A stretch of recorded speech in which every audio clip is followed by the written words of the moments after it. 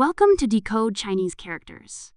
Today, we continue exploring an ancient Chinese character. Its pronunciation is 土. The basic meaning of this character is earth, or the mixture of sand and soil on the ground.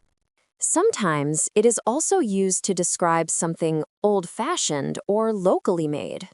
This character appears in many words, each with a slightly different meaning.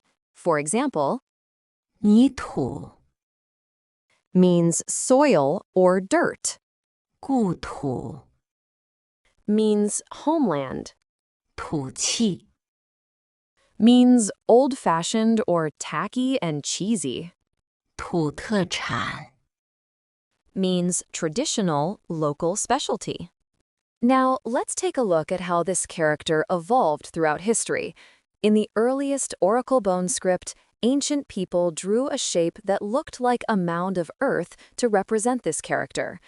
As the writing system became more standardized, the form gradually simplified into the stroke-based shape we use today. Let's practice reading this character together. 土 土 土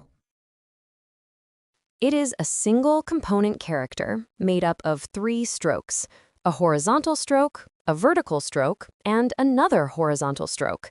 Pretty simple, right? Now, let's write it stroke by stroke. First, draw the short horizontal stroke at the top.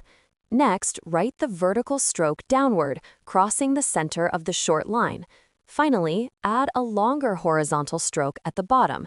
Remember, the bottom line should be slightly longer than the top one, forming a mound shape.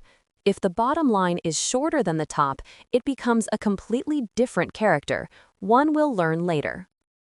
So today's character, 土, looks like a mound of earth. Short line on top, long line on the bottom. Did you get it? The character, 土, is also a very common radical in Chinese. It often appears on the left side, bottom, or occasionally the top of other characters. There are more than 500 Chinese characters that include the earth radical.